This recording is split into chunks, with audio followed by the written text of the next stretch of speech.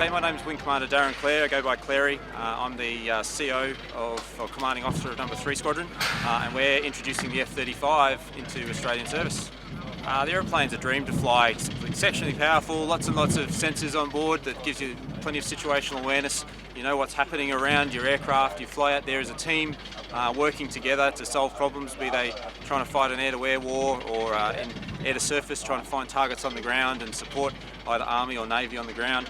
The aeroplane's very simple to fly, much simpler than your Cessnas and with the size of engine, the largest engine ever put in a fighter aircraft behind you, you can really pretty much point the aircraft wherever you want and go to that point in the sky. So the first thing is you want to kind of stand out, so make yourself as competitive as you can, get good marks in maths and science through high school. You don't have to go to university to be a pilot in the Air Force, but a couple more years of maturity maybe, if you think you need it, might be the way to go. That's not to say you can't go down to recruiting and check it out down there. 131901 or defencejobs.gov.au is the best place to find all the information. Really, to be a great fighter pilot, you just need a great attitude, a willingness to learn, a desire to work with a great team, and to give it your best, and know that the Air Force is going to be there to support you. Sure, I started my pilot training in 1997. Flew the Mackie as a trainer and then onto the Classic Hornet in 2000. I was lucky enough to deploy to Iraq in 2003 with 75 Squadron, and was also a flight commander at 77 Squadron in sort of 2008-2009. Prior to coming to the F-35, I also did a tour up in Amberley on the Super Hornet, so I was the chief flying instructor up at 6th Squadron, or the XO up there, and that sort of set me up pretty well to be leading the charge here with the F-35. So we talk about generations, I guess, being a 4th gen, 4.5, 5th gen platform. The Classic Hornet, a bit older now from an airframe point of view and the sensors. The Super Hornet has much advanced sensors, is a bit bigger, and the F model that we have has the backseater that can make things happen a lot quicker in the aeroplane. The difference with our aeroplane is it's built with stealth built in, or designed with stealth built in, so very, very low radar cross section. We are able to get to places that we wouldn't be otherwise. The sensors on board this aircraft are phenomenal, so I have a great understanding of what's around my jet. And I can share that with data links across the formation and also out to things like the P8, the wedge tail, ships on the ground, interoperability with the Growlers and the Super Hornets. So we really are sort of like a networked computer node in the battle, and that's kind of the difference from a Classic Hornet being more of a fighter bomb truck, if you will, and more sort of pure flying and the like. This machine gives me a lot more situational awareness to kind of battle manage, if you like. Yeah, so they are very, very similar in that they're both kind of an alpha fighter, although our jet's got a bit of a smaller wing and can pull 9G and a lot bigger engine. So the Classic Hornet, with both engines going full, chat has about 32,000 pounds of thrust, so 16 aside, probably back in 1985. Our aeroplane's got 42,000 pounds of thrust in one engine, but we're a lot heavier, so probably up, fighting weights up around about sort of 40,000 pounds of weight, as opposed to sort of 30 and below for the Classic Hornet. The actual technique of flying, killing, dogfighting, they are very, very equal, and it almost comes down to the pilot flying the aeroplane. We both have helmet-mounted sights. We both can employ the radar on off-bore sight and the like. That said, from a pure dogfighting point of view, this thing can certainly hold its own with other, the Classic and the Super Hornet. Ideally, they're not going to see us before we get to a dogfight, and so that's our goal. Is that we're such a stealth platform that they may know kind of where we are, but not to a point where they can target us and see us, and we should be able to target them before they get to us.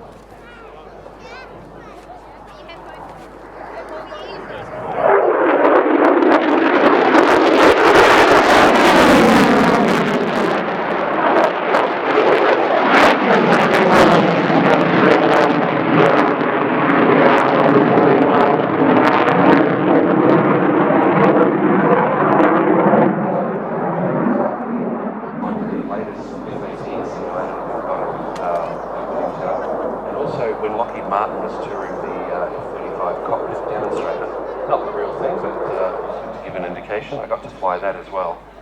And there's some amazing things about this aircraft.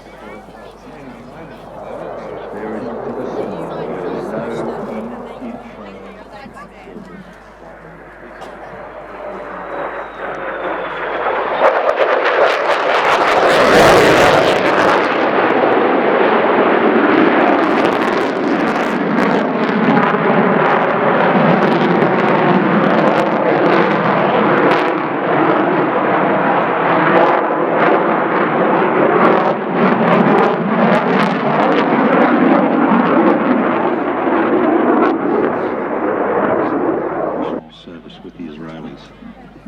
And in fact, if you note on the photos, they've got a radar reflector to not give away their stealth.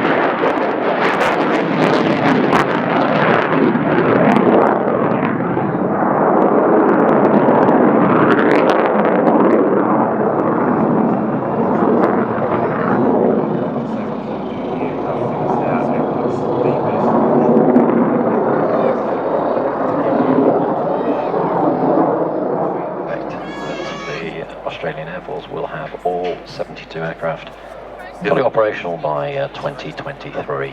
We do have a number of aircraft in addition to the 6 here that are over in the US.